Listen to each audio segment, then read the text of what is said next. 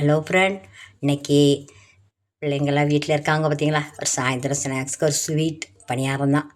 வாங்குறது எப்படி செய்வோன்னு பார்ப்போம். முதல்ல சேனலை பார்க்குறோன்னா சப்ஸ்கிரைப் பண்ணிக்கிடுங்க. ரவை மைதாவை வச்சு தாங்க செய்கிறோம்.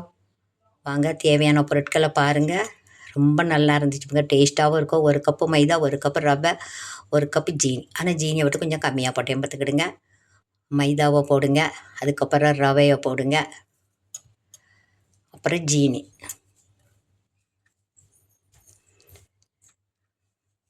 அப்படி நல்லா கலக்கிக்கோங்க.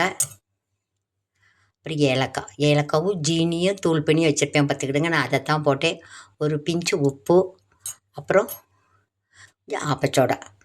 அப்போ ஆப்பச்சோடா பேக்கிங் பவுடர், பேக்கிங் சோடான்னு சொல்லுவாங்க. அதில் ஏதோ 2ல் 1 சோடா ஆப்பச்சோடாவோ ஏதோ ஒன்று போட்டுக்கிடுங்க. பேக்கிங் பவுடர்னாலும் சரி தான் போட்டுங்க. போட்டு கொஞ்சம் தண்ணி ஊற்றி கொஞ்சம் கொஞ்சமாக தண்ணி ஊற்றி கலக்குங்க. ஊற்றி கலக்கி அப்படி வச்சுருங்க. ஈஸியாக 10 நிமிஷத்தில் செய்யலாங்க. இது ரொம்பவும் சூப்பராக இருக்கும். நல்லா பிள்ளைங்களுக்கு நல்லா இனிப்பாகவும் இருக்குமா, நல்லா இருக்கும் பார்த்துக்கிடுங்க. இல்லை எள்ளு போட்டு செய்யலாம், கருப்பு எள்ளு இருந்தால் போட்டு செய்யுங்களேன், ரொம்ப டேஸ்ட்டாக இருக்கும் பார்த்துக்கிடுங்க.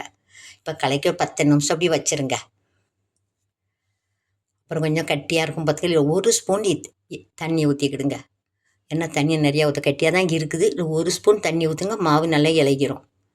இந்த பதத்தில் இருக்கணும் பார்த்துக்கிடுங்க. அப்போ சட்டியில் எண்ணெயை காய வச்சுருந்தேன். முதல்ல ஒரு பணியாரத்தை ஊற்றி பார்ப்போம், எப்படி போகுதுன்னு பார்ப்போம். அதே நல்லா போய் வீட்டை வந்துட்டு பார்த்துக்கிடுங்க. அதுக்கப்புறம் 2 இது மேலே பொவ்வி வந்த பிறகு தான் அடுத்த பணியாரத்தை ஊற்றணும். இது மேலே பொவ்வி வேகும். அதுக்கப்புறம் இந்த அடுத்த ஊற்றச்சில் இது கீழே போயிடும். ஊற்றுங்க, கரண்டியை விட்டு கொஞ்சம் தள்ளி தள்ளி விட்டுருங்க. ஒன்று ஒட்டிக்கிடாமல், ஒட்டினா பிஞ்சு போயிடும்.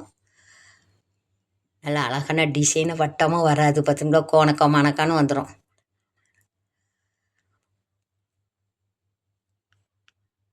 நல்லா இந்த சிம்மில் வச்சு தீ திப்பு திப்புன்னு எரியக்கூடாது. நல்லா மிதமாக எரியான்னு பார்த்துக்கிடுங்க. அப்போ தான் நல்லா கருகிட்டு இருந்துச்சுன்னா கொஞ்சம் ஹார்டாகிடும் பார்த்துக்கிடுங்க.